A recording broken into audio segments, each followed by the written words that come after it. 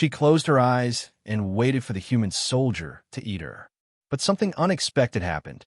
The jade blue fur along Lyra's spine bristled as she pressed herself against the glowing waterfall, its bioluminescent waters casting eerie shadows across the forest floor.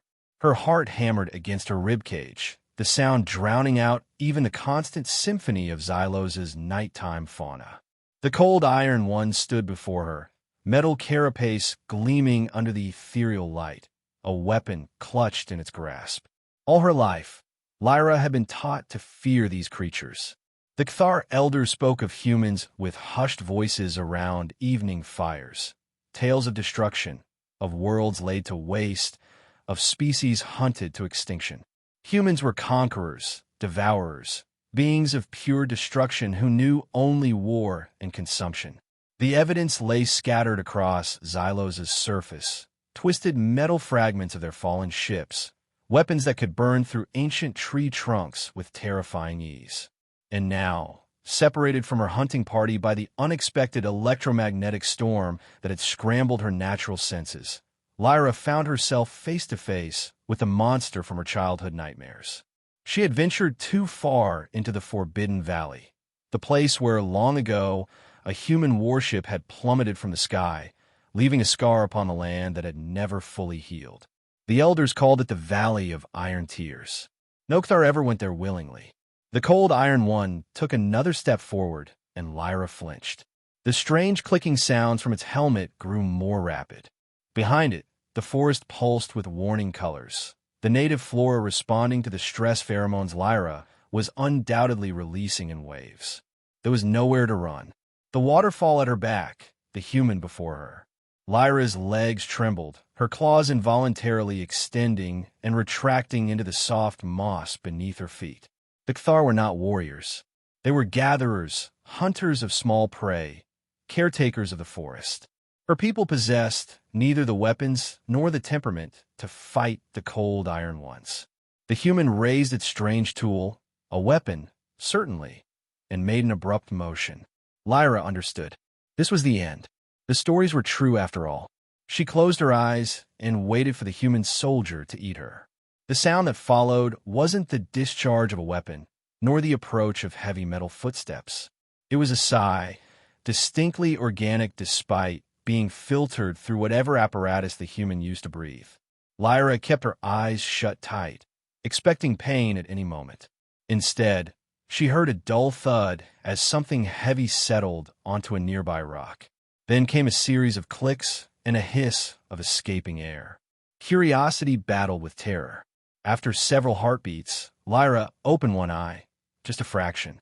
The human soldier sat slumped on a large stone, helmet removed and resting beside him. Without its fearsome faceplate, the creature looked smaller somehow. Its face was exposed, surprisingly similar in structure to a Cathar's, though completely hairless except for a dark patch above its eyes and the top of its head. Its skin was a pale brownish color, streaked with dirt and what might have been dry blood. The human male, Lyra could tell the gender now from the deeper tonal quality of its breathing, looked exhausted. Dark circles rimmed its eyes, and its shoulders slumped beneath the battle-scarred armor. It muttered something in its harsh, staccato language before digging through a pouch at its side.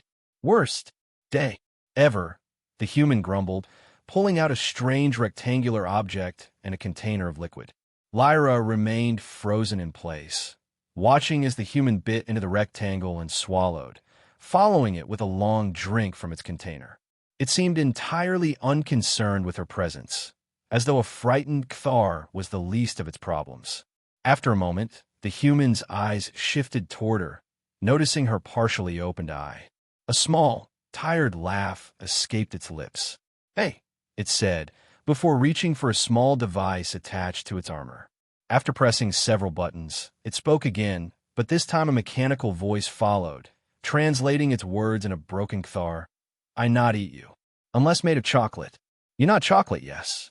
The absurdity of his statement momentarily cut through Lyra's fear.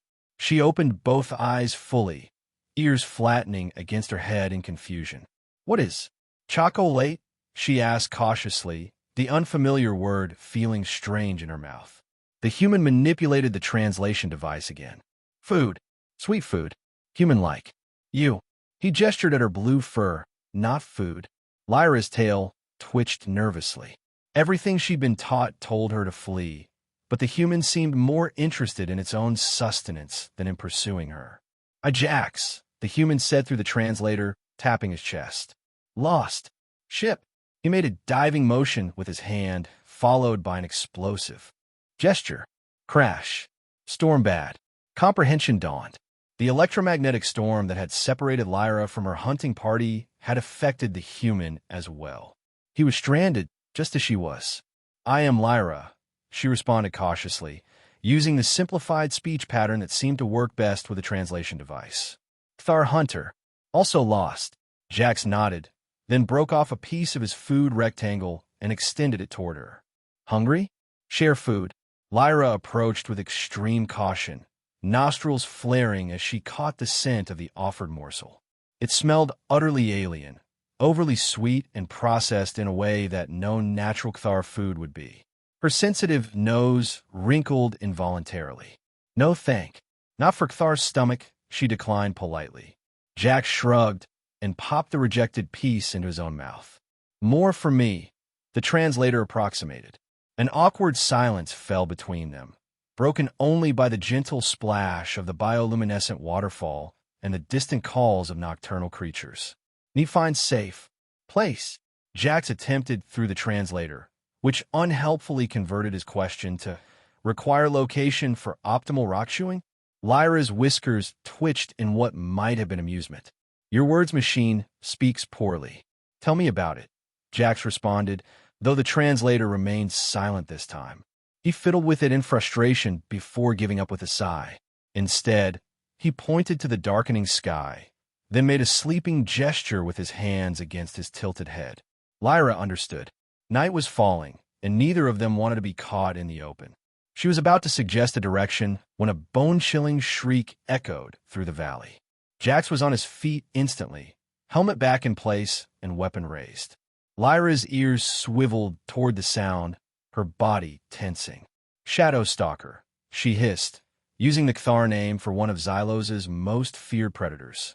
The translator didn't need to interpret her tone or the fear in her eyes. Through the undergrowth, something large moved with predatory grace. Bioluminescent plants dimmed as it passed, as though the very light was being consumed by its presence. Glimpses of sleek, oily scales flashed between the trees, and a low, rumbling growl vibrated through the forest floor. Bat? Jax asked unnecessarily, the translator's mechanical voice sounding absurdly calm. Very bad, Lyra confirmed. Follow. Quick. Without waiting to see if the human would comply, Lyra darted toward the waterfall. Behind its cascading curtain of bioluminescent water lay a narrow passage, a secret known to Kthar hunters when emergency shelter was needed. She slipped through with practiced ease, her sleek fur barely dampened by the mist. To her surprise, Jax followed without hesitation, though his larger frame and bulky armor made the passage challenging. The narrow tunnel beyond the waterfall opened into a small cavern, its walls lined with more bioluminescent fungi that cast a soft blue glow throughout the space. Outside, the Shadow Stalker's frustrated roar echoed, followed by the sounds of massive claws scraping against stone as it tried to follow their scent through the waterfall. The water's minerals would mask their trail, at least temporarily. Jax removed his helmet again, water droplets cascading from his armor. He looked at the glowing fungal formations with undisguised wonder. Everything here, light? He asked through the translator. Many things glow on Xylos, Lyra explained, settling onto her haunches at a safe distance from the human. Plants, water, rocks. Kthar see in dark, but light helps mark safe paths. Jax nodded, then winced suddenly, his hand going to his side where a tear in his uniform revealed an angry red gash. You hurt, Lyra observed, instinctively moving closer before catching herself. It's nothing, Jax replied, though the translator failed to convey his words. He saw her looking at the wound and shrugged dismissively. Just a scratch. Lyra hesitated, her healers training warring with her ingrained fear of humans. Finally, she pointed to his injury and then to certain fungi growing along the cave wall. "That help," she said simply, reaching up to carefully harvest several small, pulsing blue caps. Jax watched warily as she approached, but made no move to stop her as she knelt beside him. With deft movements, Lyra crushed the fungi between her palms, releasing a cool, gel-like substance. She looked at Jax questioningly, seeking permission. After a moment's hesitation, he nodded and moved his hand away from the wound.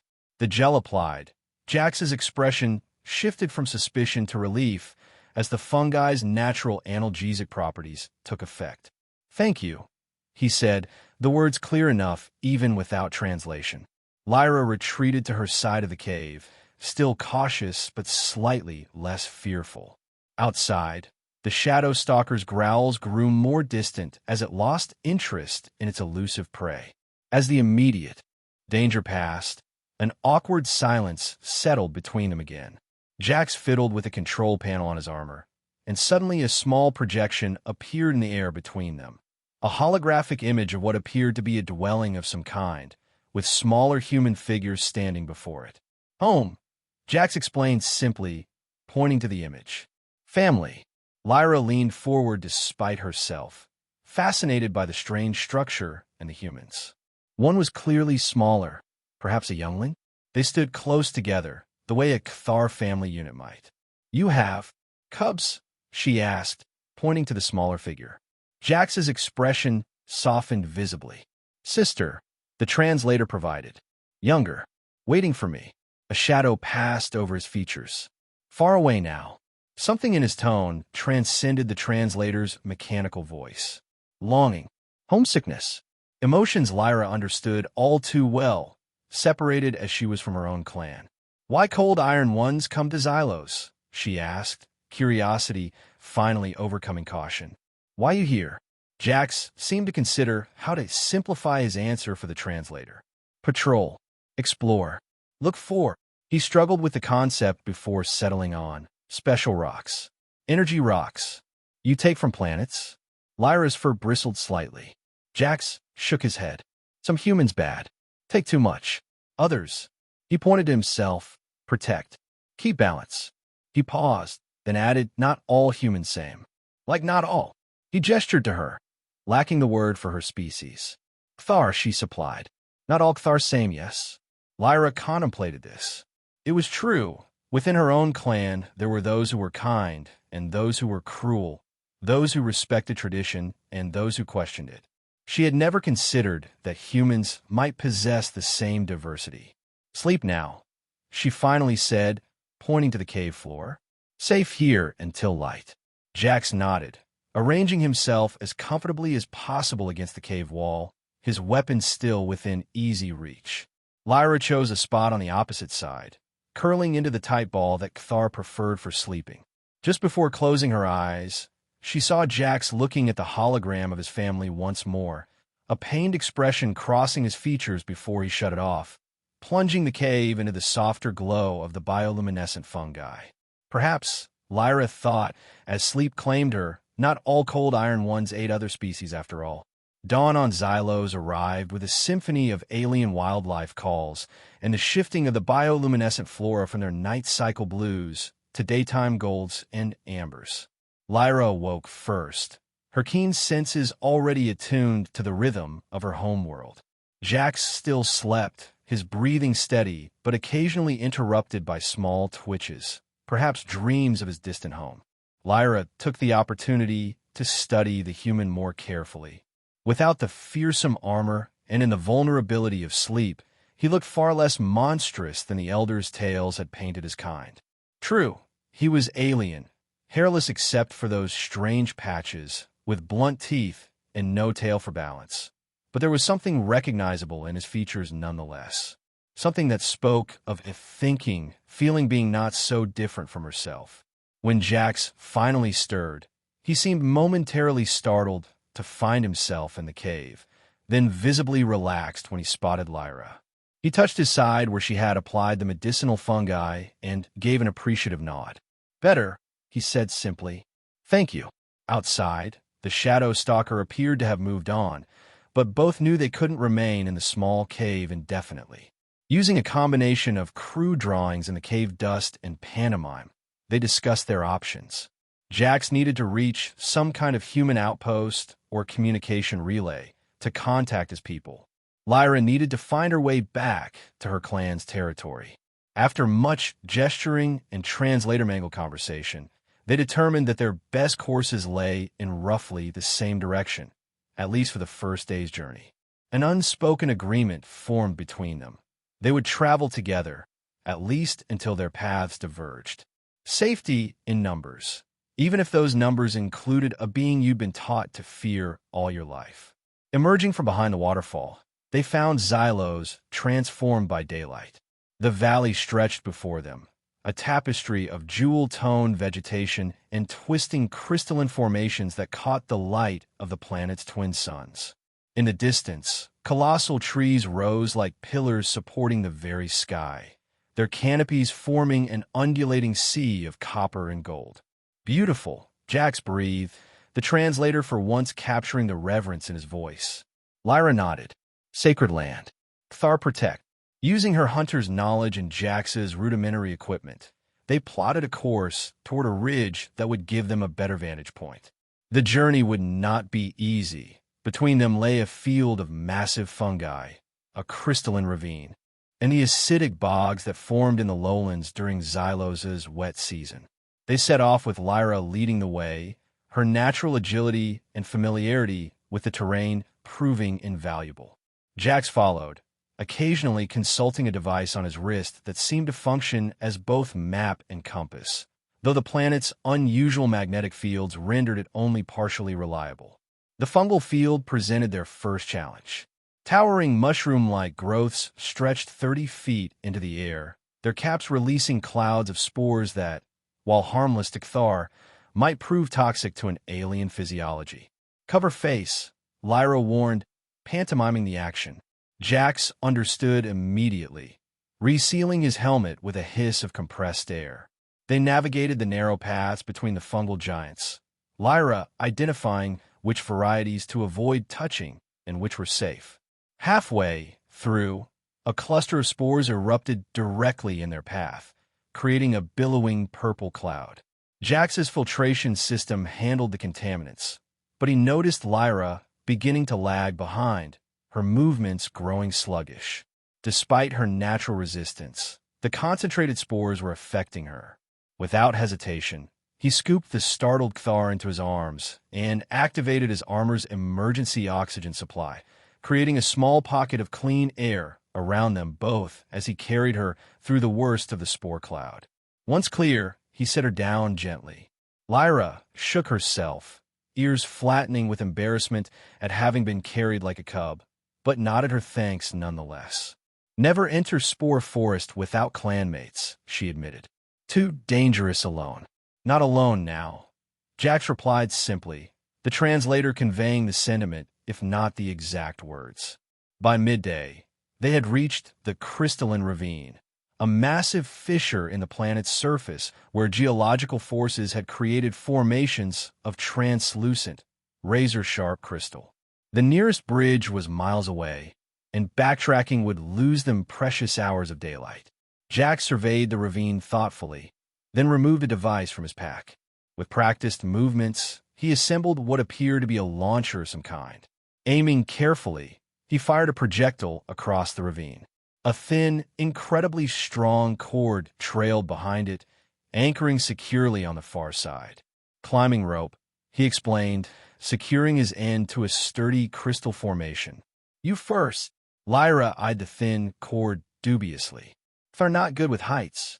Jax considered this, then made a new suggestion through a combination of gestures and broken translations.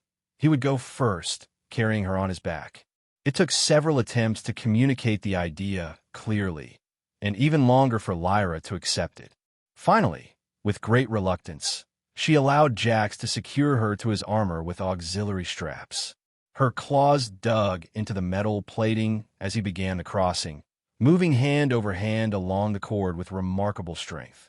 Halfway across, the crystal anchor on their starting side began to crack under the strain. Jax increased his pace, Lyra clinging desperately to him as they raced against the failing support. They were just feet from safety when the anchor gave way completely. Jax made a desperate lunge for the edge, catching it with one hand as the cord went slack behind them. For one terrible moment, they dangled over the abyss, Lyra's weight threatening to pull them both down. Then, with a surge of exertion, Jax hauled them up and over, collapsing on a solid ground with Lyra still attached to his back. As they lay there catching their breath, an unexpected sound emerged. Laughter. Jax's deep chuckle harmonized with Lyra's higher-pitched trilling, the universal response to surviving a brush with death. Something shifted between them in that moment. No longer merely reluctant companions of circumstance, they had become something approaching comrades. The remainder of the day's journey brought them through the acidic bogs, where Lyra's knowledge proved crucial. She identified the few safe paths through the bubbling pools, recognizing subtle signs in the vegetation that indicated stable ground beneath. When Jax's heavier frame caused him to begin sinking into a deceptively solid-looking patch, Lyra used a fallen branch to help leverage him free, displaying surprising strength for her slender frame. By nightfall, they reached the ridge that had been their goal. From this elevation, they could see for miles in all directions. Jax studied the landscape through his helmet's enhanced vision mode, while Lyra used her natural night sight to identify landmarks. "My clan territory there," she said, pointing to a distant grove of massive trees illuminated by bioluminescent undergrowth. 2 days' journey. Jax indicated a different direction, where the faintest metallic glint could be seen reflecting the moon's light. Human relay station there. One day, maybe. They made camp on the ridge, Jax activating a small heating unit. From his survival gear that provided warmth without the telltale light of a fire that might attract predators. They shared what provisions they had. Jax's unappetizing but nutritious ration bars and some edible roots Lyra had gathered along their journey.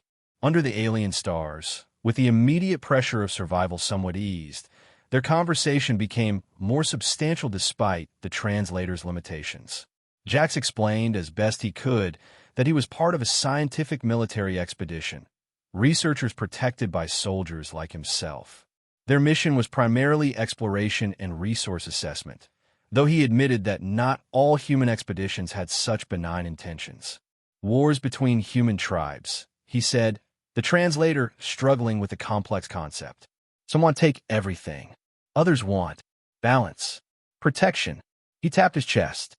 My group, protectors. Lyra shared the Kthares history with humans, or at least what little they knew. The crashed warship in the Valley of Iron Tears had been their only direct contact, but its weapons and the destruction it had caused before falling had been enough to cement their fear of the cold Iron Ones.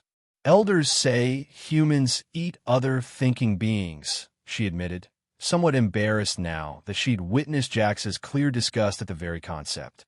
No, Jax exclaimed forcefully enough that the translator wasn't needed to convey his horror. Never eat thinking beings. Never.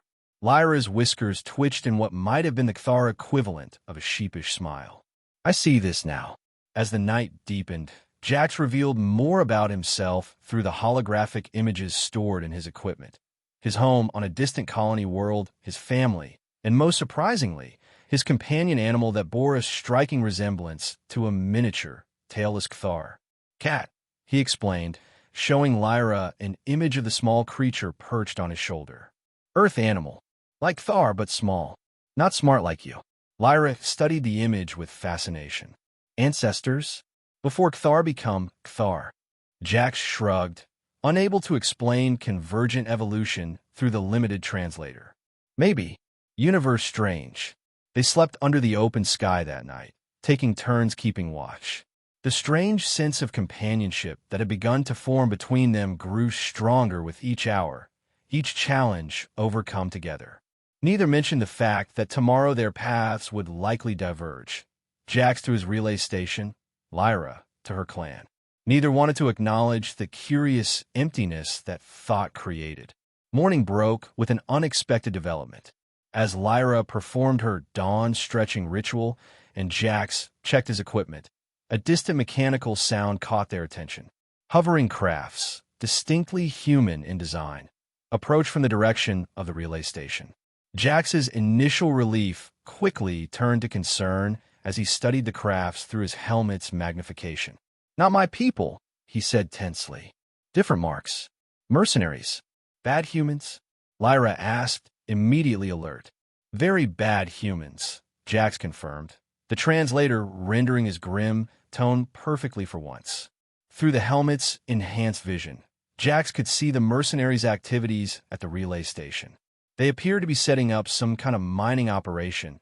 Heavy equipment was being unloaded, and worse, several cage-like structures were visible. "They're taking prisoners," Jax muttered, though the translator remained silent. He adjusted the view and swore under his breath. "Kthar. They've captured Kthar." Lyra's ears flattened against her skull when he relayed this information. "Why? What do they want with my people?" Jax struggled to explain. "Some humans think other beings worth less than humans. Use them for work. Or," he hesitated, "for study.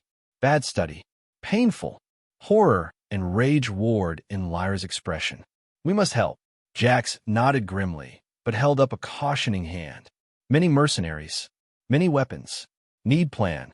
They spent the morning observing the mercenary operation, Jax identifying their patterns and security measures, while Lyra provided insights about the terrain and potential natural advantages they might leverage.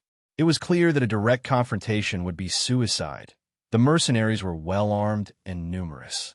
"Leader there," Jax eventually pointed out, indicating a tall figure barking orders to the others. Unlike the rest, who wore utilitarian armor, this human was adorned with trophies, what appear to be parts of alien creatures fashioned into grotesque decorations. "Commander Vex, known criminal, hunted by my people too." Lyra studied the cruel human through Jax's viewfinder.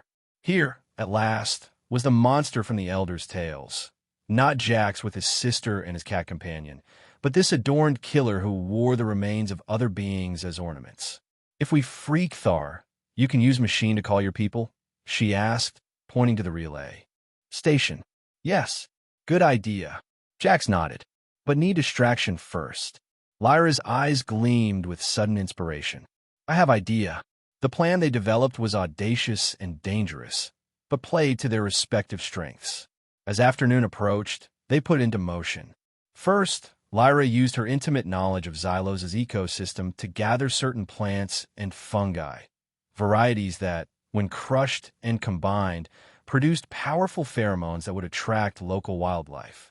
Specifically, they would attract the territorial acid spitters that nested in the nearby bogs. Meanwhile, Jax reconfigured parts of his equipment to create a small but powerful transmitter that would override the mercenaries' communication systems when activated. If they succeeded in reaching the relay station itself, he could send a distress signal to his proper unit. As dusk approached, Lyra carefully placed the pheromone mixtures at strategic points around the mercenary camp, staying downwind and using her natural stealth to avoid detection. Jax, his armor adjusted to its most minimal power signature, positioned himself near the prisoner cages. When everything was in place, Lyra gave the signal, a perfect imitation of a night hunter's cry that would seem natural to the mercenaries, but that Jax recognized as their agreed-upon cue. Chaos erupted exactly as planned. The acid spitters, drawn by the pheromones, descended upon the camp in a frenzy of territorial rage. The mercenaries scrambled to defend themselves against the unexpected wildlife attack, their attention diverted from both the prisoners and the relay equipment. Jax moved quickly through the confusion, using his armor's camouflage capabilities to approach the cages unseen. Inside were 8 Kthar, huddled together in fear, a hunting party similar to Lyra's, captured while tracking prey. The locks were electronic, requiring either a key card or code. Jax opted for the more direct approach, using his weapon's focused energy beam to slice through the hinges instead. The captured Kthar recoiled in terror at the sight of him, clearly expecting death rather than rescue. "Friend of Lyra," he said through the translator, hoping the name of one of their own kind would reassure them. "Gulme." Freedom. Suspicious but desperate, the Kthar followed him through the chaotic camp toward the rendezvous point where Lyra waited. They had almost made it when a furious shout cut through the bedlam. Commander Vex had spotted them. Worse, he had spotted Jax specifically and recognized him. "Deserter!" the commander bellowed, raising an advanced weapon system that made Jax's standard-issue gear look primitive by comparison. "Traitor to your species." Jax pushed the freed Kthar toward Lyra, turning to face Vex. "These beings are under protection treaties," he called back, his own translator offline to maintain power for his defensive systems. "Your operation is illegal under Coalition law." Vex laughed, a sound devoid of any warmth. "Coalition law doesn't reach this far, boy. Out here, the only law is profit. And these cat things fetch a pretty price in certain research markets." From her position at the edge of the camp, Lyra watched the confrontation with growing alarm. The rescued Kthar were urging her to flee with them, to leave the human to his fate. After all, wasn't he just another cold iron one? But in that moment, looking at Jax standing tall against a monster of his own kind, Lyra knew she could no more abandon him than she could cut off her own tail. This wasn't about Kthar versus human anymore. It was about right versus wrong, predator versus protector. "Wait here," she instructed the freed hunters in their native tongue. "I must help him." Before they could protest, she darted back into the fray, using the continuing distraction of the acid spitters to approach unseen. Vex and Jax circled each other, Vex taunting, Jax desperately trying to reach the relay controls without turning his back on the commander. "You always were soft," Vex sneered. "Sentiment has no place in this business. These animals aren't people, they're resources. Property." "You're wrong," Jax replied steadily. "And you're under arrest for multiple violations of sentient rights protocols." Vex's laugh turned ugly. "There's 200 light years of empty space between us and the nearest tribunal. You think you're making it back to report anything? Your little native pet won't save you." It was the opening Lyra needed. While Vex's attention was focused on Jax, she slipped behind the commander, using every ounce of her hunter's stealth. In her hands, she clutched a handful of crystal shards gathered from the ravine they had crossed, natural formations with edges sharp enough to slice through metal. With one fluid motion, she leapt, driving the crystal shards into the exposed circuitry at the back of Vex's advanced armor. The commander howled in pain and rage as his systems short-circuited the armor, locking up partially and his weapons array failing. Jax seized the moment, tackling Vex to the ground. The two humans struggled, Vex's superior armor partially compensating for the damage Lyra had caused. It might have gone badly if not for the acid spitters, who, attracted by the violent movement, targeted the wrestling figures with a spray of corrosive fluid. Jax rolled away just in time. Vex wasn't so fortunate. The acid caught him directly across his unprotected face, and his screams turned from rage to agony. Taking advantage of the commander's incapacitation, Jax raced to the relay controls, Lyra at his side. As the remaining mercenaries began to regroup and realize what was happening, Jax's fingers flew across the equipment, bypassing security protocols and establishing a direct channel to his unit. "This is Specialist Jax Reynolds, ID code Bravo Echo 97 Lima," he transmitted rapidly. "Requesting immediate extraction from Xylos. Coordinates to follow. Mercenary operation under Commander Vex involving illegal sentient trafficking. Kthar natives in danger. Repeat, requesting immediate extraction and intervention." A burst of static, then a reply. "Copy that, Specialist Reynolds. Extraction team dispatched. ETA 4 hours. Hold position if possible." Jax looked at Lyra, then at the regrouping mercenaries who were now advancing on their position with murder in their eyes. "Holding position may be problematic," he muttered. "Then we not hold," Lyra said decisively, grabbing his arm. "We go to my people." Jax hesitated only briefly before nodding.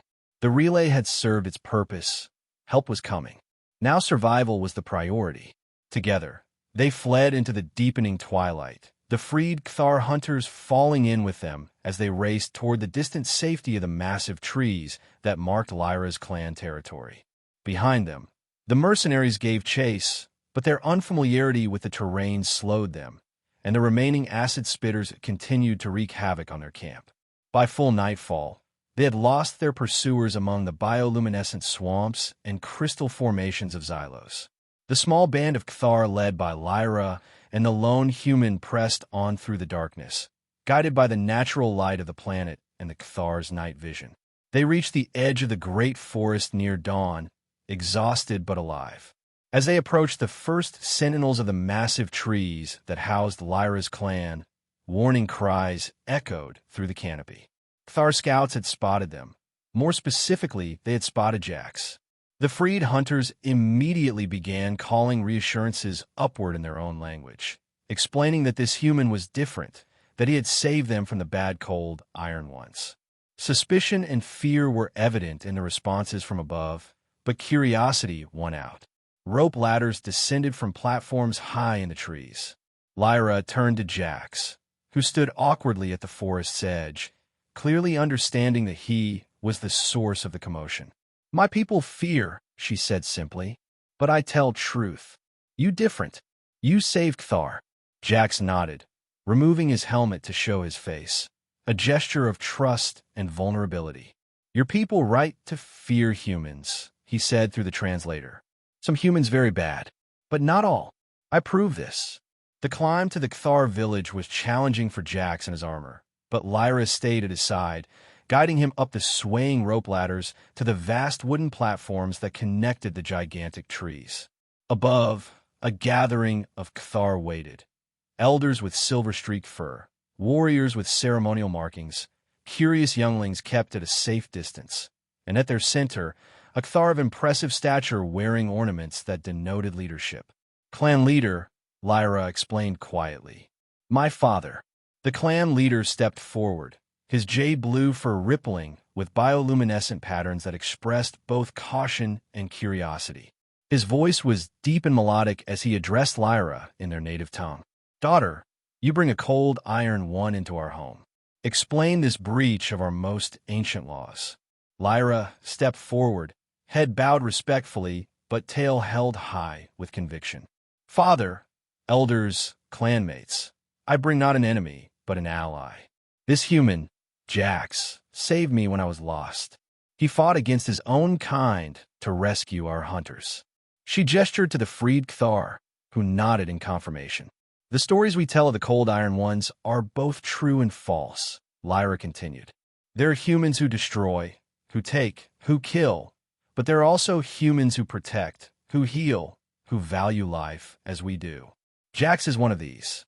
Murmurs spread through the gathered Cthar, some skeptical, others curious. The clan leader's ears flattened momentarily in thought before he addressed Jax directly. "Cold Iron One, can you speak our tongue?" Jax activated his translator. "Not well," came the mechanical approximation of Cthar's speech. "This machine helps." "Not perfect." The clan leader's whiskers twitched, the Cthar equivalent of raised eyebrows. "Why did you help our daughter and our hunters? What do you seek from us?"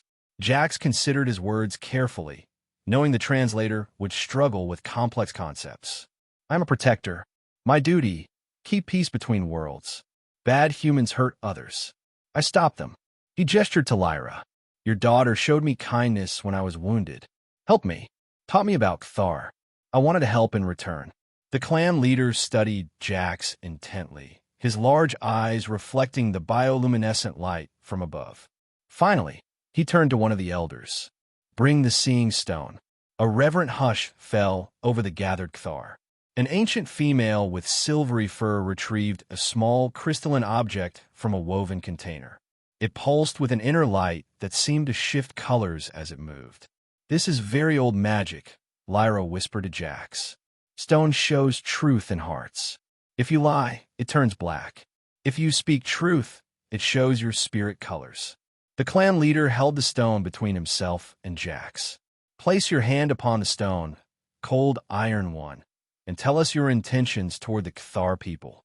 Jax removed his armored glove, and hesitantly extended his bare hand toward the crystal.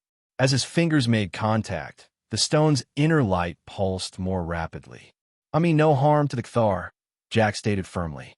"I wish to protect your people from those who would exploit them, just as I would protect any sentient beings under threat. My people, my true people, not the mercenaries, want peaceful relations with all intelligent species." The stone glowed brighter with each word, its colors shifting through vibrant blues and greens. Not a hint of darkness clouded its surface. The clan leader's expression remained inscrutable, but he nodded slowly. "The stone acknowledges your truth, cold Iron One. You may rest among us until your people come." A collective sigh rippled through the Kthar assembly. While not completely accepting, they would at least tolerate the human's presence on the clan leader's authority. As the gathering dispersed, Lyra guided Jax to a small platform that would serve as his temporary shelter. The structure swayed gently with the breeze that filtered through the massive trees, the floor covered with soft woven mats that reminded Jax of the nests Kthar preferred. "Rest now," Lyra suggested. "My people still afraid, but they see truth. They learn, as I learned." Jax nodded gratefully, removing the bulkier portions of his armor to sit more comfortably. "Your father, he is wise." "Yes," Lyra agreed. "Has led clan through many dangers, many seasons." A comfortable silence fell between them, broken only by the distant sounds of Kthar life. Melodic conversations, the laughter of younglings, the rhythmic work of weavers and toolmakers continuing their daily tasks despite the unusual visitor. "Lyra," Jax finally said, a note of hesitation in his voice that the translator couldn't quite capture. "When my people come, what then?" Lyra's ears twitched, betraying her own uncertainty. "You return to stars, to sister and cat creature, to home. And you? What will you tell your people about the cold Iron Ones now?" Lyra contemplated the question, her tail swishing thoughtfully. "I tell truth. Some cold, some warm, like all beings." She fixed him with her keen gaze. "What you tell your people about Kthar? That they're intelligent, honorable beings deserving of protection and respect," Jax replied without hesitation. "That one of them taught me more about courage and understanding in 2 days than I learned in years of military training." The translator struggled with the nuances, but enough of the sentiment came through to make Lyra's fur ripple with the Kthar equivalent of a blush. Before she could respond, a commotion arose from the perimeter scouts. A signal was being relayed from platform to platform. "Flying machine approaches," came the warning call. "Cold Iron Ones come." Jax jumped to his feet, quickly reattaching his armor components. "My team," he said, checking the time display in his helmet. "They respond to distress call." For hours, as promised, the Kthar village erupted into controlled chaos. Younglings were ushered into sheltered areas. Warriors took up defensive positions, and the clan leader convened an urgent council of elders. Lyra led Jax to a wide platform that served as the village's main gathering area, where her father and the elders awaited. "More cold Iron Ones come," the clan leader stated gravely. "Are they your kind or the bad kind?" "My kind," Jax assured him. "Protectors. They come because I called for help against the mercenaries." He hesitated, then added, "I must go to them. Explain about Kthar. Ensure peace." The clan leader studied Jax, then turned to Lyra. "Daughter, you know this human best. Do you trust these newcomers will honor our territory?" Lyra straightened, aware of the weight of the question and what her answer would mean for her people. "I trust Jax," she said firmly. "If he says they are protectors, I believe him." After a moment's deliberation, the clan leader nodded. "We will allow you to meet your people, Cold Iron One, but on neutral ground, not in our home trees. Lyra will accompany you as our witness." Jax bowed his head respectfully, mimicking the Kthar gesture he'd observed. "Thank you, clan leader. Your wisdom honors me." Together, Jax and Lyra descended from the tree city to a clearing several hundred yards from the forest's edge, close enough for Kthar scouts to observe, far enough to protect the village should things go wrong. As they waited, Jax's communicator activated with an incoming signal. "Specialist Reynolds, this is Captain Harlow. We have your position. Clear for landing." "Clear, Captain," Jax confirmed.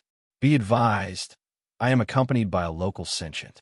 Approach with diplomatic protocols engaged. A brief pause followed. Copy that.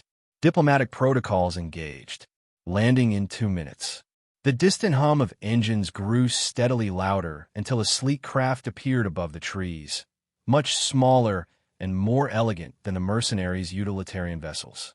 It descended with precision, landing systems deploying delicately to minimize disturbance to the surrounding ecosystem. Lyra tensed beside Jax, her natural caution reasserting itself despite their journey together. Jax placed a hand gently on her shoulder, a gesture of reassurance he'd learned she would accept. It's okay, he said softly. These are the good ones. The craft's entry ramp extended, and 3 figures emerged, 2 in armor similar to Jax's but pristine, and 1 in what appeared to be a civilian outfit with scientific insignia. The leader, distinguished by rank markings, approached with measured steps, helmet retracting to reveal a woman with dark skin and close-cropped silver hair. Specialist Reynolds, she greeted formally. Good to see you in one piece. Your distress call indicated a situation with Commander Vex and native sentients. Yes, Captain, Jax replied, standing at attention. This is Lyra of the Cathar people. He gestured to his companion. She saved my life and helped me rescue her people from Vex mercenaries. They were capturing Cathar for illegal research and labor. Captain Harlow turned to Lyra and, to Jax's surprise, performed a passable approximation of a Cathar greeting gesture, head slightly bowed, hands open at her sides. I am Captain Harlow of the Coalition Protectorate. We thank you for assisting our officer. Lyra's ears perked up with surprise at the familiar gesture. She returned the greeting, adding the subtle tail position that indicated cautious respect. The captain has studied many cultures, Jax explained to Lyra. To Harlow, he continued, the mercenary camp is approximately 20 kilometers northeast. They were setting up a significant operation, mining equipment, holding facilities. We detected it on approach, the captain confirmed. The second team is already securing the site and apprehending the remaining mercenaries. Vex, injured but alive, last I saw, Jax reported. Acid burns from native wildlife. Captain Harlow nodded, then addressed Lyra through her own, more sophisticated translation device. We wish to establish peaceful contact with your people. Will your leaders speak with us? Lyra hesitated, looking from Harlow to Jax and back again. My father, our clan leader, will listen. But Cathar fear cold Iron Ones for good reason. Past shows humans bring destruction. Some humans, Jax interjected firmly. Not all. Captain Harlow's expression softened slightly. Your caution is warranted.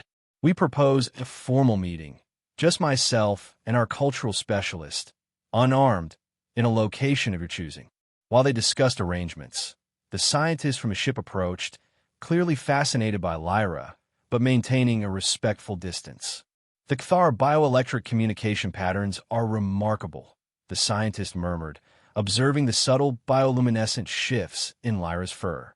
Completely integrated with their emotional responses, yet controlled enough for deliberate signaling. Jax noticed Lyra's discomfort at being studied. Dr. Kwan, perhaps the scientific observations could wait until after diplomatic relations are established. The scientist blinked, then nodded apologetically. Of course, my enthusiasm gets ahead of my manners sometimes. After finalizing the details for a formal meeting the following day, Captain Harlow turned back to Jax. We should return to the ship, specialist. Debrief and medical evaluation are standard protocol after isolated field operations. Jax nodded, but his eyes went to Lyra.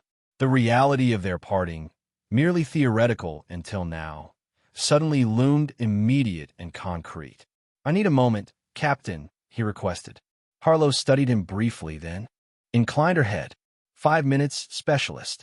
She and the others retreated to a respectful distance. Alone with Lyra, Jax found himself at a loss for words. The translator would butcher anything meaningful he might say, and yet he couldn't leave without something. You go to Stars now, Lyra stated, her ears lowering slightly. Yes, Jax confirmed. but I'll be at the meeting tomorrow.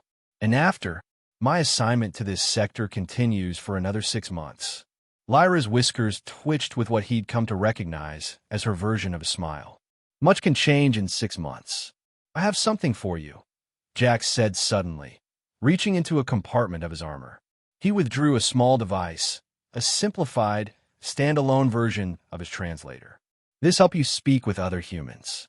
Learn their words, they learn yours. Lyra accepted the gift with evident wonder, turning the small metallic object in her nimble fingers.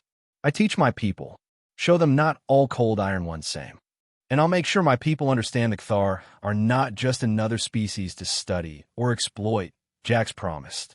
Your people, with rights, culture, wisdom. Captain Harlow signaled that their time was up. Jax hesitated, then slowly extended his hand, palm up, a gesture he'd seen the Kthar use among close friends. Without hesitation, Lyra placed her furred hand atop his, their fingers curling together in a grip that bridged more than just the physical gap between their species. Until tomorrow, Jax said. Until tomorrow, Lyra echoed, the translator capturing the warmth in her voice for once. As Jax walked back to the ship, he felt the weight of her gaze following him. At the ramp, he turned for one last look. Lyra stood tall against the backdrop of her forest home, her jade blue for catching the light of Xylos's twin suns. She raised a hand in farewell, and Jax returned the gesture before the ship's doors closed behind him. Captain Harlow waited in the main cabin, her expression professional but curious. That Kthar saved your life. More than once, Jax confirmed, and changed how I see everything. Interesting, the captain remarked. I'll look forward to your full report. For now, get some rest. Tomorrow's meeting will be historically significant, the first official diplomatic contact with the Kthar. As the ship lifted off, Jax watched through a viewport as Lyra's figure grew smaller, then disappeared among the trees. He thought of the countless stars above them, of the vast distances between worlds, and of the unexpected bridges that could form between the most different of beings. Tomorrow would mark the beginning of a new relationship between humans and Kthar, not as cold iron ones and fearful forest dwellers, but as equals with much to learn from one another. And whatever the future held, Jax knew that his understanding of the universe had been forever altered by a chance encounter with a Kthar who had expected to be eaten but instead found a friend. The following morning, the formal meeting between humans and Kthar took place on a neutral platform constructed halfway up one of the smaller trees at the forest's edge. Captain Harlow and Dr. Kwan represented the human delegation, while the clan leader and 2 elders spoke for the Kthar. Jax and Lyra served as intermediaries, their shared experiences bridging the gap of misunderstanding that had separated their species for generations. The discussion was sometimes tense, often challenging as the translation devices struggled with complex concepts, but ultimately productive. A preliminary agreement was reached. The humans would help protect Kthar territories from mercenary incursions, while the Kthar would share their unparalleled knowledge of Xylos's ecosystem, knowledge that could benefit both species without depleting the planet's resources. When the formal proceedings concluded, Jax found a moment alone with Lyra on the edge of the platform, looking out over the magnificent vista of Xylos's landscape. What will you do now? Lyra asked, her new translator rendering her words more accurately than before. Continue my assignment, Jax replied. Help establish the protection protocols for Xylos. Visit when duties permit. He glanced at her. And you? Lyra's fur rippled with subtle bioluminescence that expressed both pride and determination. I will be Kthar human liaison. Learn your language properly.